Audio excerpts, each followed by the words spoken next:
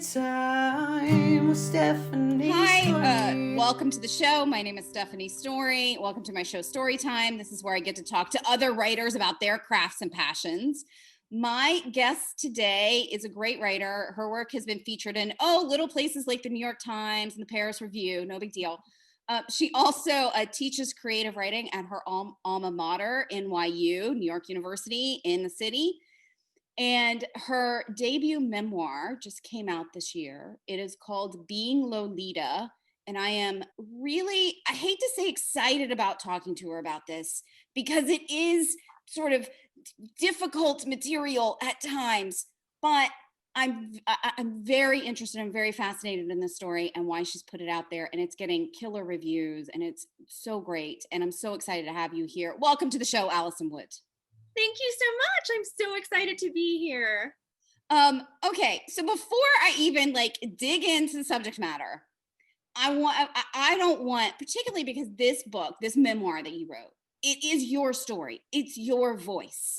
It's your chance to reframe something that happened to you in your own words. So therefore, I don't want to take it back and go, well, here's what I think Being Lolita is about. So please tell our viewers at home what this memoir is you wrote in your own words. Sure. Well, the book, Being Lolita, right here, available at all of your favorite indie bookstores. So I just had to plug my own book. I'm going to put up a really pretty still. We're going to linger on it. It's going to be great. But yes, you have to. You got to pull it. I do it too. Come on. It's part of being an author. Being Lolita is, at its core, I think it's a book about power and gender and sexuality and being a teenage girl, but in sort of a plot way, in a more traditional, what is this book about way. It is about how when I was 17 years old, I began being groomed by this very predatory English teacher in my high school. He gave me Lolita. He told me it was a beautiful story about love, and I believed him. And what started off as after school, sort of tutoring, my creative writing teacher thought I was really great. So she was like, oh, you and Mr. North would, you would benefit from him, helping you.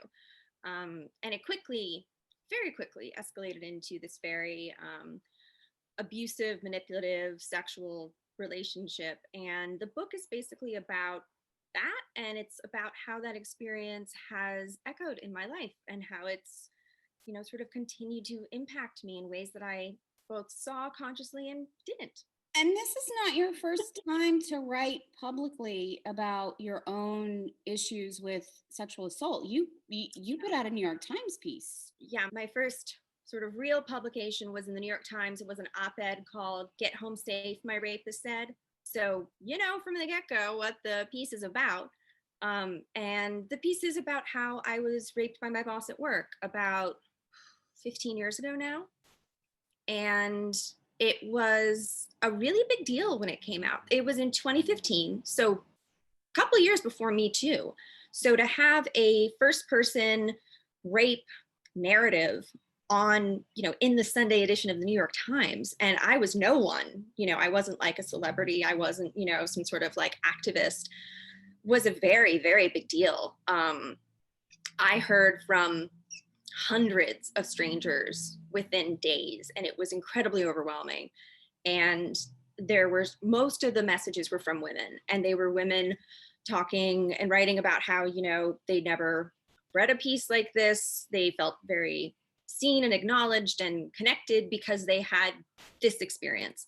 And so a lot of the emails were about their experiences in detail a lot, because there was no place for that. It's not like now where these stories are told in a public way. They just weren't. So that was a lot, and it was a big first thing. It was. I remember it coming out, and I remember reading it for, again, my own personal purposes and reasons for connecting to it. Yeah. But what I was wondering is, it had to have been overwhelming to put that piece out in 2015 and to get all of that response and to get this huge light. So when you were approaching putting this book out, this full memoir, I did know. that first experience of having put that out, did it make you more trepidatious, or did it make you like, oh no, I know how this is gonna go? I felt like it had prepared me in some ways, because in addition to the hundreds of messages from strangers very quickly, and like, you know, it went viral, and it literally felt like every single person I had ever known in my entire life reached out to me in like 24, 48 hours, like texts, emails, DMs, like the whole thing. It was so much. And so many people were revealing I was also raped, I was also sexually assaulted, like people who I knew who just, I didn't know that. Or even sort of like I mean, obviously strangers, but there was also a good chunk of emails from men that were not particularly kind. You know, the sort of like, you slut, you whore, you liar, blah. Run of the mill. Yeah, just, you know, what you expect, being a woman online. So I kind of felt like, well, I've gone through this, at least I have some idea of what it will be like. And in some ways, I think I was very lucky, because the New York Times piece happened really quickly. It got submitted to the editor Wednesday night, and it was published online Saturday and in the Sunday print edition. Days. Wow. Yes. So it was like, the piece was almost exactly as it is, as it got printed. I was lucky, it just sort of came out good. Although I've been working on it, I sort of wrote like a very different version, and then I wrote the version that was published basically. But you know, I had basically 48 hours to go through a rapid fire editing process to get all those documents about what had happened. And I was like calling my mom and being like, Mom, there's a box in the attic with all this stuff. Can you find the police report? You know, to like verify. So honestly, if I'd had sort of more time, I might have chickened out, but I didn't. But this time around, you're putting out a book for people at home who've not published a book. It is a long process. You get lots of lead time. You got to go write it and shop it, and you have editors chiming in, and there's all kinds of lead time. Yeah. So were you nervous leading up to putting this story out publicly? I was, although I do think that in some ways, like the New York Times piece, the rape piece, really prepared me for that as well. Because one of the reasons I was so scared about the New York Times piece was I was like, oh my God, for the rest of my life, everyone will know that I was raped. You know, like for a long time, it was the very first thing that popped up when you searched my name. And I was, you know, and that just felt that felt very scary. And, you know, especially then, like as a single woman, like, oh my God, like from now on, like anybody I try to go on a date with, they're going to, like, we all Google each other, you know, and that's going to be their introduction. And that sort of thing was also very scary. Like, am I going to be sort of marking myself or something, you know? But then I realized pretty quickly that, you know, I'm very proud of this piece. I'm proud of both the book and the New York Times piece. I'm proud of them as pieces of writing, and I'm also proud of them for what they've done, the stories they're telling. I'm a deep believer in that the personal is political. And I was raised in a very sort of like politically aware, progressive household. So I feel like it's important what I did. And also, like, if someone does not want to date me because I was raped or because this happened, well, they're not the person for me. So so there are some chapters in Being Lolita, of course, the ones that were hardest to write, that are deeply personal. The ones that are the most violent, the ones that are, you know, full of, you know, just these sexually humiliating experiences, which are so common in domestic abuse and things like that. It's a way to control. It's a way to, you know, keep someone in your control. And writing those chapters were really, really hard. Not just because they were just hard to write because of the subject matter, and I really wanted to get it right. I feel really strongly that if you're going to write about a trauma, you want to write about it in a way that you're not forcing that trauma onto someone else, if that makes sense. And I want to be very clear about it. But, you know, it's also hard because, well, everybody knows about this now.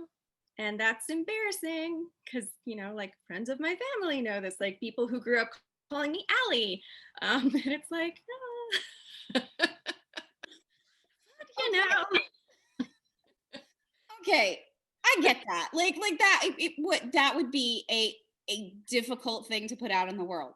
Yeah. But I presume a big part of why you put it out into the world was to help other women who have been through similar things so that they can see a reflection of themselves in literature, and so that other women can relate, maybe avoid the same kind of situation if they're a young woman. Yeah. But which one were they equally important? That you were doing something cathartic for yourself and you were helping other people, or was there one that weighed stronger on your decision to do it and go for it and put it out into the world? Well, I think it's interesting because I think catharsis is in the process of writing is kind of a myth for me, at least. Okay. I did not enjoy writing either the book or that New York Times piece. I did not. Nope, it was terrible. The process was awful. I did not feel better. It did not make things better. But I think people want there to be catharsis, including me, when I read other people's memoirs, because you want to know that, like, well, they got something out of this, right? They went through this terrible process of making it a story that other people can read, and they are now healed or something like that. But I'm a big believer that that kind of work happens off the page. You know, I'm a big believer in therapy. With my students, if someone tells me that they're working on a project, especially if it has to do with trauma, I'm like, are you in therapy? Do you have a good therapist? Because that's number one. Because while writing has a very therapeutic effect, it's been proven, there's so much, you know, you can get out of writing as therapy and as a therapeutic practice. But when you're writing for an audience, for publication, you know, with a reader in mind, you can't still be doing that because you won't be able to take edits, you won't be able to step back and, you know. So while I've definitely learned a lot about myself, about what happened to me, all of that in the process of writing this book, and, you know, everything else I've written, including the New York Times article, it did not bring me catharsis at all. It wasn't healing.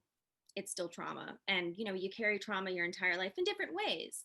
And then it's funny because you were saying about like hearing from people and how it's helped others. And that is genuinely the best part of writing this book. I hear from readers still every single day.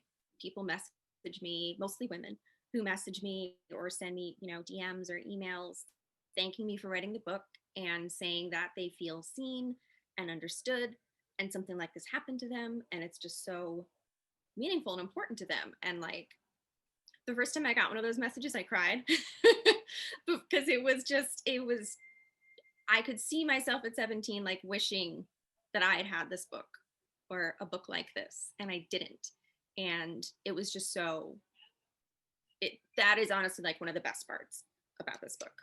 So did you know that when you sat down to write it? Did you know did you know that's why you were putting pen to page to do it? If you don't believe in the catharsis thing, which I do, like I physically do, like when I write something to go read for the stage, because my stuff is historical, it's different. But if I write something for myself to go read on the stage, I do get like actual movement out of it. Like it helps me frame the story somehow. Yeah. But if you're not really getting that process out of it, it would be such a difficult thing to put out into the world is all I'm saying, because it is. And I know how difficult it is to put out into the world. It's a hard thing to put out into the world. So did you know when you were gearing up to write it and to put it down, this is going to help people? Was that the engine behind what drove you to do it? Or was there a different? Unfortunately, no. Might have been easier. Might have been easier. Sometimes I wonder if maybe there's not that same sort of catharsis because it's memoir, because you are directly writing about yourself. And maybe if, you know, it's fiction or a play and you're sort of writing indirectly around things about yourself, maybe that's a way to sort of get catharsis because you're not sort of going directly at it. Do you know what I mean? Like maybe that's part of why other writers are able to have more fun writing. There's a saying that, you know, woe is the family to whom a memoirist is born. I think it actually says writer, but I would specify memoirist.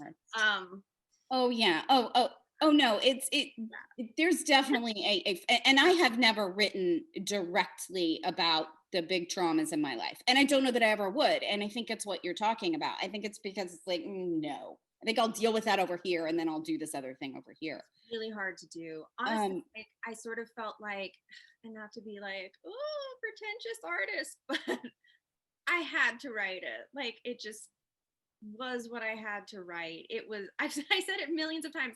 I do not want to write this book. I do not want to write this book. I want my first book to be a novel about, kittens and unicorns, or, strong female friendships. Like, that's what I want to write about. But that's not what happened. When I first started sort of like deciding to like, okay, I'm going to really try to go for this, which was only about 5 years ago. I was like, okay, top 5 things I'm never going to write about: being raped, the teacher, almost being killed in that crazy experience. And now it's like 1, 2, 3, bam. Okay, so how does that feel to have, now that you've put it out there, how does that feel to have done it? Is it a release? Is it still scary? Is it awful? Is it all of those things? It is what it is. I mean, I know it is. It's over. The book is overwhelming because this is my first book and it's been a hell of a year. So I feel like it's been an especially hell of a year to be a debut author. I have a lot of writer friends. I'm so lucky in that I have this wonderful community of mentors and other young writers and, people who've been able to sort of like give me wonderful advice and guide me. And this is not what I expected. So I feel so lucky in that respect. But it's strange. It's still really quite surreal to like have a book that's like got my name on it. It's more strange, and it is terrifying. And like my dad recently told me that he wants to read the book. I'm like, I don't know, Dad. So we agreed. A bunch of like friends in the family have read it, and they were all like, don't read it. And he's like, no, I want to read it. And I was like, okay, Dad, but you have to talk it through with 3 people: your therapist, your girlfriend, and someone else before you talk to me. Like, no calling me in the middle of the night crying. No, right? Like, No. I was like, I have processed this. I am still processing this because, it always changes. And since the book has come out, I've heard from, so something that's really interesting that since the book has come out is that I've heard from a lot of people who were in high school with me. And I thought I was so slick and like no one knew about this, but no, there were lots of rumors about the teacher and I, and there were a lot of thoughts about things happening. So it's funny because that's actually made me more angry about things, because the amount of students who have reached out to me and been like, oh yeah, I thought you guys were fucking, like, whatever. That just made me realize also that like administrators, other teachers, like their job was to like keep me safe. And there were so many red flags that I was like already aware of. There were so many red flags while I was in high school, like the way that our relationship was playing out just in the hallway. And no one asked a question. No one did anything. And that makes me really angry, especially because I'm a teacher now. Yeah. Like, because I teach, it's funny, once I started teaching undergrad, I got angry in a whole new way about it.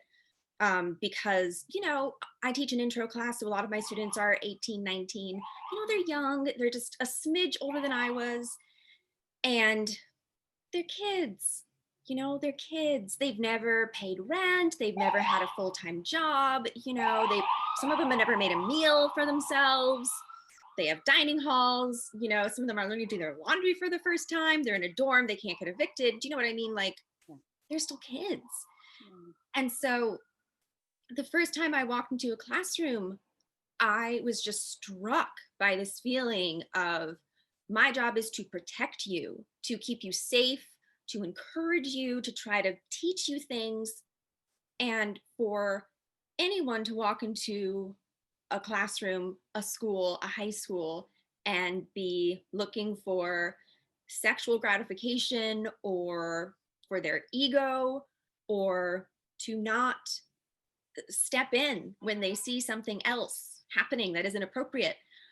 I got so angry about that, like this visceral, like embodied anger about it. And also because I realized how obvious the vulnerable ones are.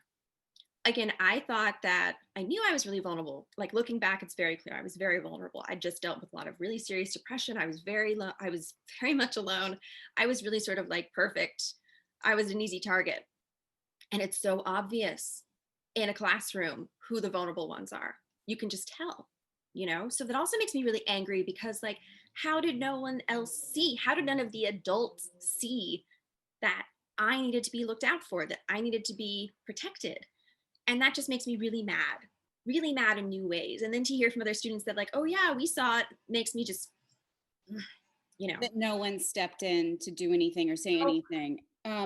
It was making me think about the massive cultural shift that we've had with Me Too, right? Because yeah. prior to the Me Too movement, really nobody did talk about it. I mean, no one talked about rape and sexual assaults and the way predators worked in schools or in workplaces. Just Yeah. no one talked about it yet. It Yeah. was all so, well, I guess that's going on. I guess nobody say anything. Yeah.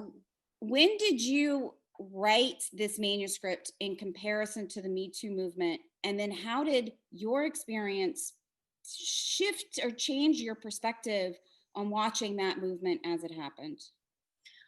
In some ways, I've been writing the book for about 7 years. I think the first, I was looking at this a little while ago, and I think the first sort of like emails to myself with chunks of mostly the opening, that was sort of the first thing that I worked on, was back in 2012, 2013. But I didn't really start working on the book until about 2016, 2017, and then I sort of knocked it out in about 2 years. So in some ways, it was as Me Too was happening. I sold the book sort of right after Me Too sort of happened. And it's interesting because I do think I think there's space for stories like mine, right? I'm just a person. Like, I'm not famous. I'm not a celebrity. I'm not, you know, some public figure. And there's space now for books like this, for people to read it. But I still don't think we're very good about talking about the kind of serial predators that are in schools in particular. I think that in a lot of ways, it's very similar to the Catholic Church issues, because so allegedly what had happened, and I've had this confirmed by some other students and things like that. Allegedly what happened was my teacher had a very similar relationship. I hate that word. Something that I've also noticed is there is not a word for these relationships, because It's not a relationship. No, because a relationship has like a context of a positive, like it's mutual, like there's something. Yeah. I wasn't dating him. Right. You know, he was 27. You know, he wasn't my boyfriend. It was not an affair. So I just think it's interesting that we do not have a word for this in our language. Words are so important, and we do not have a word for this. But anyway, and I think so. One of the things that happens is allegedly he had a very similar experience with an even younger girl, and they found out, the administration found out, but instead of firing him or putting him through any sort of investigation, which would then be public, would be a scandal, would be in the paper, which would make them look bad, instead of taking responsibility, they just did not extend his contract. So he did not have his certification removed. He has nothing on his record. He just got to go teach someplace else, and so on, which is almost always what happens to teachers who do this, because nobody wants to take responsibility. Nobody wants the scandal. It's oftentimes he said, she said.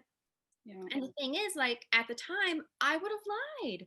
I would have been like, no, this is me. Of course you would have. But like, I was 17 and I was literally being abused and manipulated. Yeah. So that's part of why. And we know that most predators, any kind of predator, are serial predators. Yes. Right? There was nothing special about me. I was not I thought I was, but in actuality, I was in no way special. I was one of who knows how many. And, it's passed the trash, just like with the Catholic Church and the priests. Nobody wants to take responsibility. And technically what he did was not illegal. And that's also incredibly frustrating to me, because we did not sleep together until the day after I graduated. So I was no longer his student. And technically everything was consensual. And, it makes me do this. It makes me very uncomfortable and go, that's not right. It is very upsetting. It is very upsetting, because what was happening there should be laws to protect students. Yes. It should not be the administration's, the school district's responsibility to take care of this, because they have their own self-interests. No one is looking out for the students. And we only hear about these stories when it's like something, exceptional. Like you find out a teacher has, been doing this for 10 years and there's like 50 victims, or, it's like the woman teacher, because that's just so unusual. Like we only hear about the really egregious or highly unusual ones, but this happens all the time. I mean, the number of messages I get from women when I was working on this book in workshops at my MFA, every single class, there would be at least one or two women who were like, yeah, something like this happened to me with my professor, whatnot. When I teach my undergrads, every single semester, there was at least one girl, and they didn't know that I was writing. They didn't know that I was writing this book, but there would always be at least one girl who wrote about an inappropriate relationship with a teacher, a coach, something like that. And it's just... So what do you do as a teacher? How do you respond to the girls who are writing that in a way that you might not have if you had not had this experience? One thing that I think is a positive from sort of all the trauma I've had is I think I'm pretty empathetic, and I think I'm very sensitive and aware of those kinds of things. At NYU, they have a really wonderful mental health system and support systems and all sorts of things for their students. So I'm always, do you have somebody to talk to about it? Here's the information.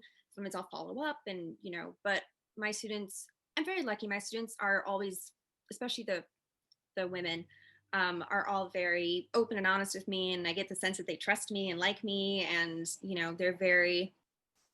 they're willing to share, which I think is also kind of like the first step, being able to acknowledge what happened. And I try to be really, really professional, but also very supportive. Like I make them call me Professor Wood. I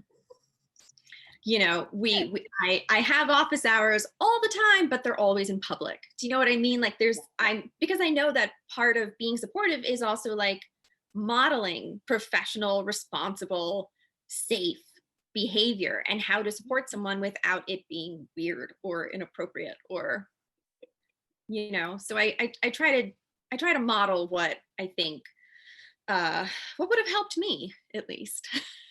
No, that's what's so great about it. Like you said earlier, when we were young women, to have had a book like this to be able to turn to, I think so many of us could have benefited from seeing somebody else's story out there in the world. And I think we as a culture are all benefiting from more of these stories being out into the world and being told on a regular basis and being shared. And I also agree that we're still not great at talking about it. We still like to cover it up, and it's still like, oh, we can't really discuss this in any way. But I do think that we are making great strides, and I think a book like yours goes a long way in helping to make those strides. Do you feel that sense of pride that you are making a difference in this movement? Whenever I get those messages from readers saying, I feel seen, I don't feel alone anymore, that's when I feel like, oh, I've made a difference. Like this book helped someone, did something, because I can't even imagine how that, and that was how I sort of got into the relationship in the first place. I didn't want to feel alone. I wanted to feel like someone cared, like someone saw me, like someone understood me. And I was just taken advantage of by a predator. But that was so much what I wanted. So when I get those messages, I'm both incredibly proud and it's also kind of heartbreaking, you know. So so much of this conversation I had planned to talk to you about language and Nabokov and all of these things that just seemed irrelevant when we started talking about sexual abuse and this kind of story. But I do want to close with one thing about a particular word, because I do want to hear your take on it, which is I'm sure that you have heard over and over again during this process how brave you are for putting this story out. And I understand the sentiment. I, like you, have some mixed feelings about that word. But for my viewers at home, can you tell my viewers at home what a little bit of your mixed feelings are about being called brave for putting this story out into the world? Yeah. Well, I think language is very coded. And I think our language is, like our larger culture, like the Western canon, very patriarchal. And that is reflected in how we speak and the power of language. And it's interesting because I think in some ways my book is trying to show the power of language using Nabokov, and showing how you can use language both for beauty, for connection, for communication, and for not so good things. Yep. So I think brave is one of those words that before I published this book, brave really annoyed me because it is incredibly coded. It's a gendered phrase. We're not going around calling male memoirists brave. Sorry, this is my kitty, Nora. She's very brave. She's very brave to put that tail up there like that. Not afraid of the paparazzi at all. No, not at all. Like, here I am. This is for me. But yeah, I was very frustrated about brave because again, it's how we talk about women memoirs, lady books. You know, lady writers are brave. You never hear that about a guy, about a guy writer or a guy artist, which is just so frustrating. And I think one of the reasons brave is used with women is because so many of our stories are stories that are not told, and stories that are not made space for, and stories that are full of trauma because we've not been given the space to express these stories, to tell these stories, to share them. So it is brave because we're doing it for the first time. But the thing and you're not supposed to, and I get all of that, right? And yes. But the funny thing is, since the book has come out, I do feel kind of brave because it is scary at times. It's very scary. Like putting out this book has been very scary. And while I'm so lucky, the vast majority of feedback and readers and people have been I'm just so lucky. Almost all of it has been so positive. But, you know, it hasn't all. And I was aware from the get-go that like this could happen. After my New York Times experience, I was like, it's not all going to be roses. Yeah. And so I realized that it actually is brave to have published this in almost just a literal way because, you know, women are threatened and, you know, not taken seriously, and rape and violence, it's all sort of fine. I mean, look at our president and grabbing him by the pussies, and that's just fine.